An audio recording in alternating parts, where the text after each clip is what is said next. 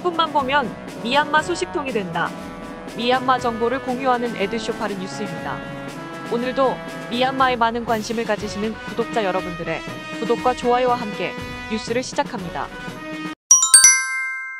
2022년 2월 8일 국가관리위원회 운하마웅인 외교부 장관은 주미얀마 해외 대사관과 UN 관계자들을 초청하여 미얀마 현황에 대한 브리핑을 진행하였습니다.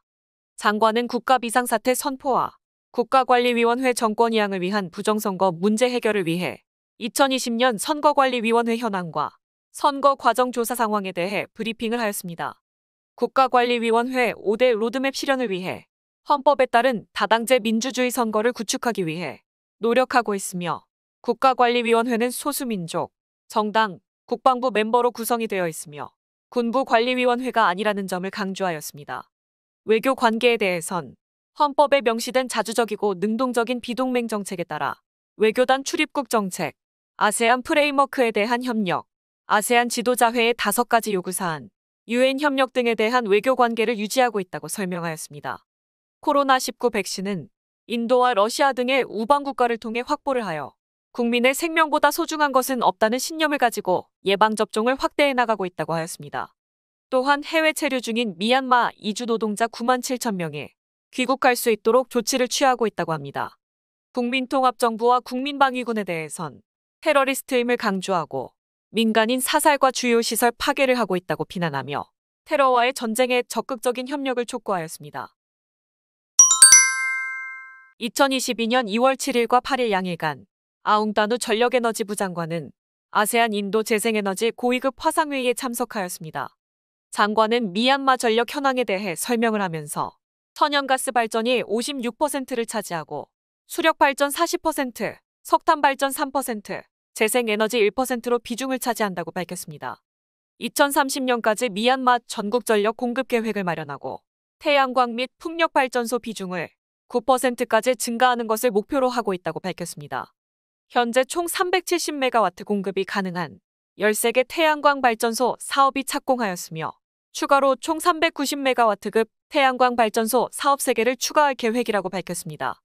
그 외에도 수면위 태양광 사업과 지붕위 태양광 사업, 중소규모 수력발전소 사업을 시행하고 있다고 설명하였습니다.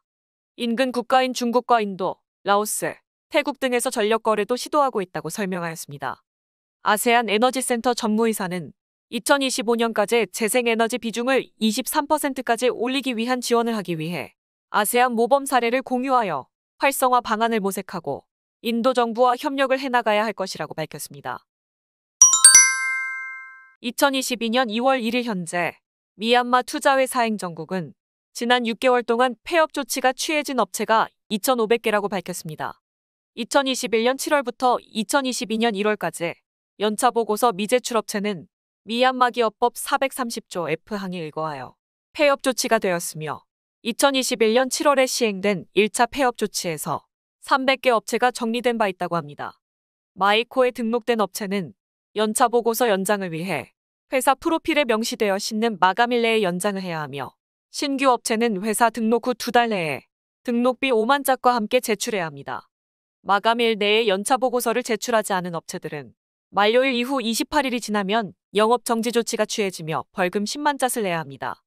이후 6개월이 지나면 최종 폐업 조치를 받게 됩니다. 2022년 2월 10일 양곤 지역 마양곤 타운십에서는 다이아몬드 주빌리 유니언데이를 기념하여 미얀마 소방대 본부에서 미얀마 소방차 박물관 개관식을 개최하였습니다.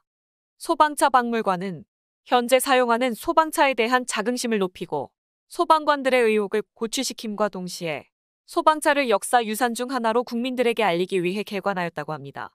소방청 떼인투누 이사는 미얀마 소방차 역사를 알 수 있도록 전시를 할 것이라고 밝히며 외국인들도 많은 관심을 가지고 있다고 전했습니다. 미얀마 최초 소방차 박물관은 식민지 시대부터 사용되었던 1909년식 파이어킹으로도 불리던 메리웨더 증기 소방차와 메리웨더 휘발유 소방차를 포함하여 가장 오래된 소방 차량 총 9대가 전시되어 있다고 합니다.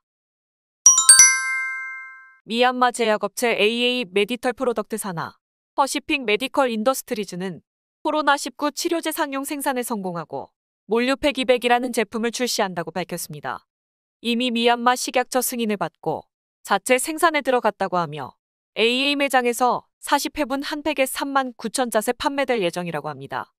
2021년 12월 23일부터 미국 식약처도 몰루피라비르 코로나19 치료제에 대한 긴급 승인을 한 바 있습니다. 미국 식약처 자문기관인 항균약물자문위원회 투표에서는 찬성 13표, 반대 10표로 승인이 권고되긴 하였지만 위험성에 대한 반대표도 적지 않았습니다. 이런 우려는 치료제의 작용 원리와 관련이 있다고 합니다. 머크사의 몰루피라비르의 경우 코로나19 바이러스와 싸우기 위한 새로운 접근 방식으로 코로나 바이러스 유전 코드의 작은 돌연 변이를 삽입해 바이러스 복제를 막는 원리라고 합니다. 하지만 이런 바이러스의 돌연 변이 유도가 오히려 신체 세포에 위험할 가능성이 있다는 의견이 있습니다. 유기화학자 겸 칼럼니스트인 데릭 로우 박사는 사이언스지를 통해 머크사의 약물이 돌연 변이와 관련하여 철저한 검증을 했다고 하지만 최악의 경우 염두에 둬야 한다고 밝혔습니다. 그는 RNA 복제를 방해하는 몰루피라비르가 배아 발생 과정에서 인간 세포의 DNA 복제에도 영향을 끼칠 가능성을 우려했습니다. 또한 코로나 바이러스의 돌연 변이를 일으키지만 바이러스 생존을 불가능하게 만들기에는 충분하지 않다는 의견도 제시하였습니다.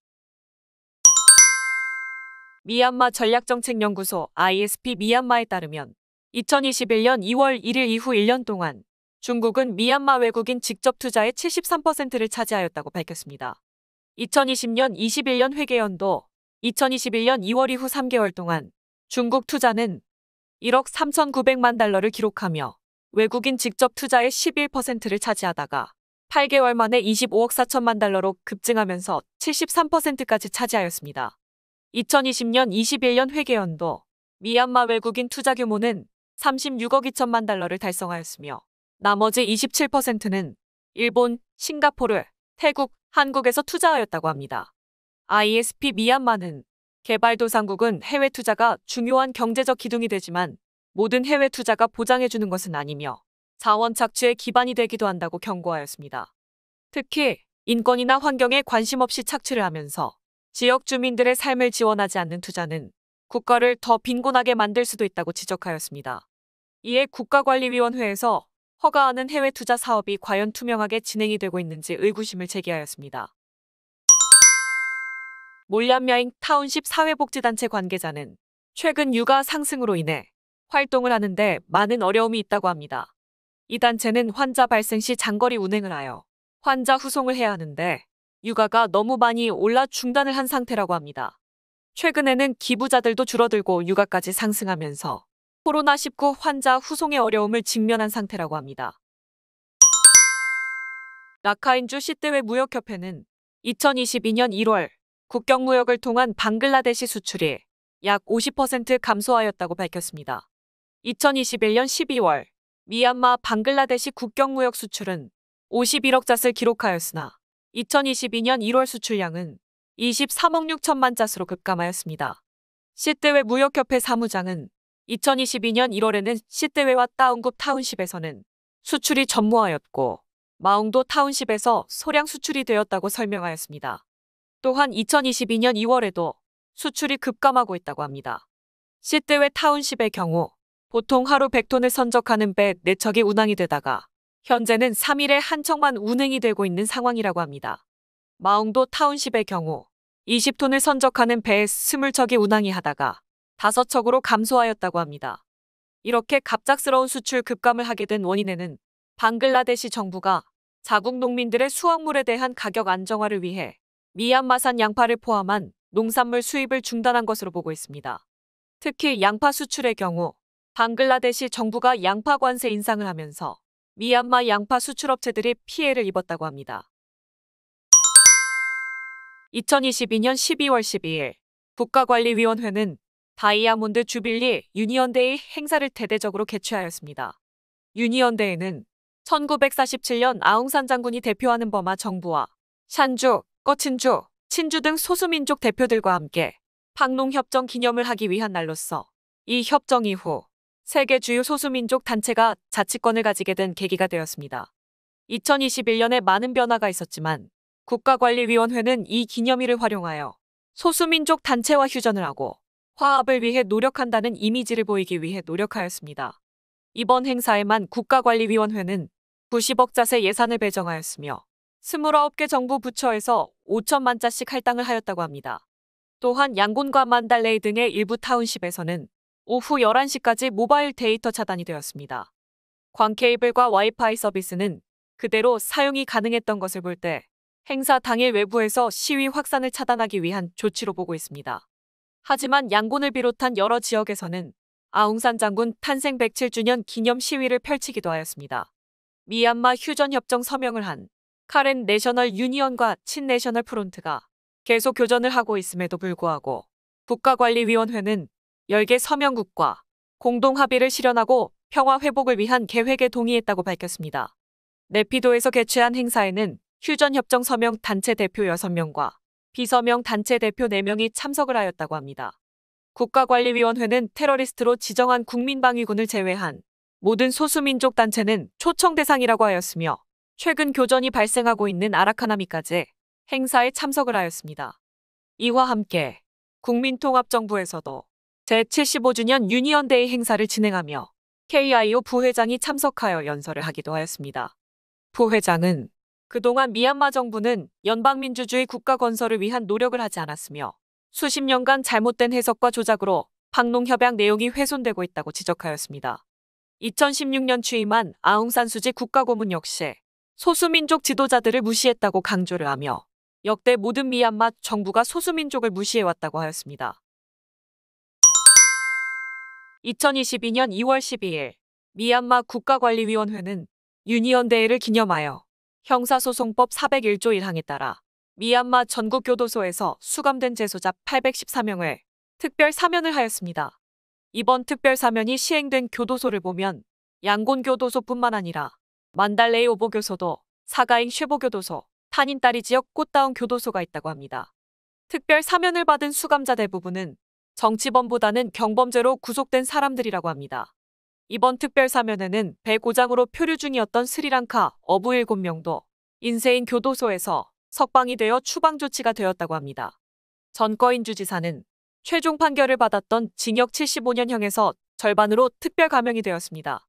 국가관리위원회는 헌법 149조에 의거하여 형사소송 진행 중인 아라칸 아미 대원 46명에 대해 철회를 할 것이라고 밝혔습니다. 국가관리위원회는 2021년 2월 이후 지금까지 5차례 특별 석방하였습니다. 미얀마 철도청은 양곤발 전 지역으로 열차에 대한 전자 예약 시스템을 도입할 계획이라고 밝혔습니다. 먼저 양곤 만달레이 노선에 대해서 전자 예약 서비스를 시범 운행할 예정이라고 합니다. 이번 전자 예약 시스템은 양곤 만달레이 철도 개선 1단계 사업인 양곤 다운구 철도 구간 완공 이후 서비스를 시작할 예정이라고 합니다. 양곤 만달레이 철도 개선 사업은 일본 정부의 ODA 지원을 통해 진행이 되었으며 일본 정부의 개발 지원 사업 중단 발표 이후 완공을 서두르는 모습을 보이고 있습니다. 일본 맥주 제조업체 기린맥주는 미얀마 경제공사와 합작 투자 철회하기 위해 미얀마 사업에 대한 최종 철수 발표를 하였습니다.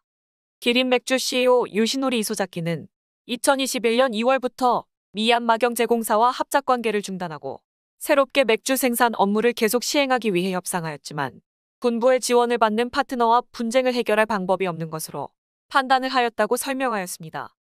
또한 현지 직원과 가족들의 생계와 안전을 중요하게 생각하며 인권 정책에 따라 모든 이해관계자들에게 배려를 할 것이라고 밝혔습니다. 기린맥주는 2022년 6월 말까지 합작사 청산 작업을 마치는 것을 목표로 하고 있으며 3자 매각 가능성을 포함하여 합작 투자 지분을 처분하는 옵션에 대해서도 계속 검토 중인 것으로 알려져 있습니다. 하지만 군 관련 업체를 배제하면서 인권 정책에 부합하는 업체를 찾기는 쉽지 않을 것으로 예상이 되고 있습니다. 이에 대해 국가관리위원회에서는 기린맥주와 합작한 미얀마 브루어리는 쉽게 대체할 수 있을 것이라고 성명서를 발표하며 대응하였습니다. 맥주 사업 자체가 대체하기 쉬운 분야이고 소비자들은 다른 브랜드 맥주로 쉽게 바꿀 것이라고 밝히며 기린맥주의 철수 결정에 대해 큰 타격이 없다는 모습을 보였습니다. 특이한 점은 이에 앞서 토탈에너지와 쉐보론, 우드사이드 등의 에너지 업체들의 연이은 철수에 대해선 전혀 응답을 하지 않았다는 것입니다. 에드쇼파르 미얀마 뉴스를 끝까지 시청해주셔서 감사드리며 구독과 좋아요, 클릭을 부탁드립니다. 좀 더 상세한 미얀마 정보를 찾으신다면 에드쇼파르 뉴스 웹사이트도 추천드립니다. 에드쇼파르는 보다 많은 미얀마 정보를 공유하기 위해 노력하겠습니다. 감사합니다.